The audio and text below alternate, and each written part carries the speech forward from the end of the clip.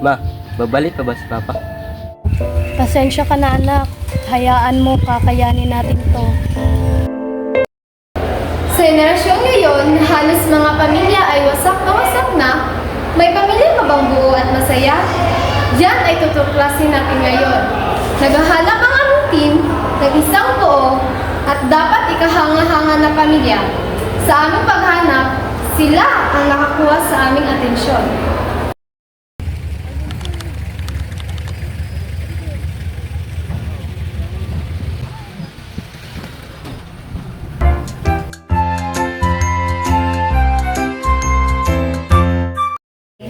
Ako si Juniper Waga. Nagpuyo dari sa Coroquense, Riverside, Lao, Iligan City. Ako nagtrabaho sa Bangko, PNB, Wadja. Na akong asawa di ay na si Leslie Waga. Nagtrabaho po di siya sa Buwan, Lesano. Then, nako'y duwa ka anak. Si John Lee Waga, 13 years old, nag-eskwela sa City High. Kaya napod naman itong kamanghoran mo na anak, si Joanna Grace, 5 years old, nag-eskwela siya karon ng T1. Magandang umaga po sa inyo, Mr. Waga and Ma'am Waga at si Ray. Ilang taon na po kayong mag-asama at paano po kayo nagkilala? Ako kami nag-ilagin mo yan kung gatong time na nagtagpo ang relasyon. Nagpunsa to siya nga uwi gabi. Nalimot na ka. 2008. Pag trabaho po na muna sa pagkatong delivery pag itlog. Na Gas Market, Palao. Pag po magdahom nga diya ito pila. Kada yun. Kaya na naglap at first sight nagmay. Nana magyud na good.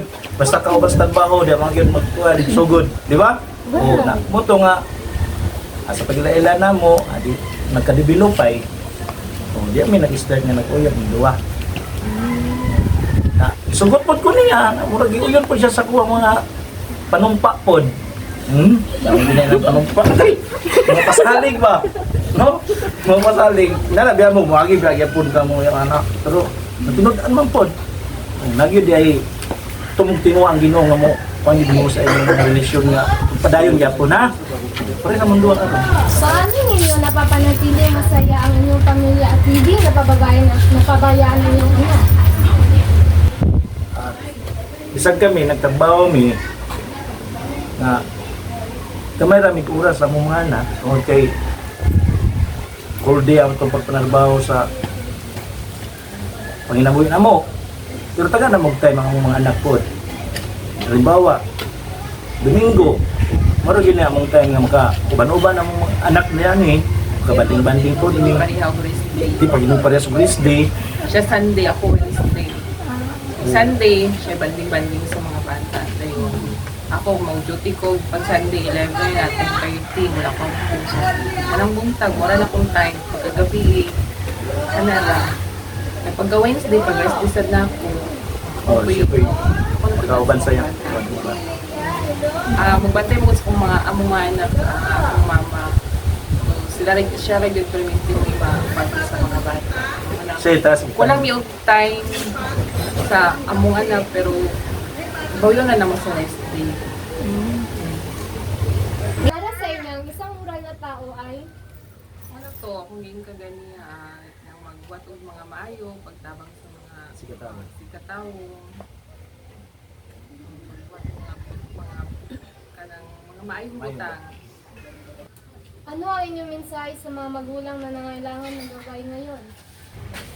What? Basta, sabi ka na ilang yapo. Hindi na. Kuan, dapat lang yun nga, kana, kung sa rin ka lisod, sa panahon, magiging yun nga, kanang buo atong pamilya, maginigugma ay sa Pinas sila. Kaya kung wala din pagigugma sa itong pamilya, sa puda sa rason yung murag layo atong mga kuan, kanang tagani. layo bitaw tong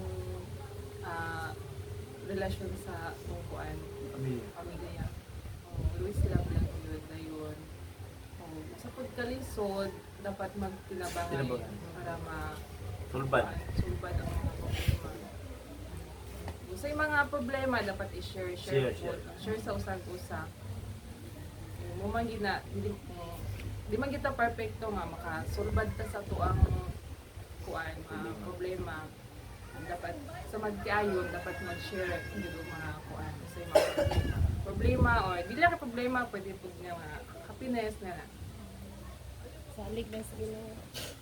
Importante yun na siya. Salig yung Ginoo. Kahit ngayon, hindi lahat ng pamilya ay buo. Hindi rin natin silang kayang husgahan dahil wala namang pamilyang perpekto. Pero sana't gawin natin inspirasyon sa buhay o gabay sa buhay ang mga pamilyang katulad ng Waga na hindi sumusuok kahit sa anumang hadlang sa kanilang buhay. Magpapahalagaan sa ating konsensya at ang pagiging isang moral na tao. Ako nga pala si John Kervin Pidait,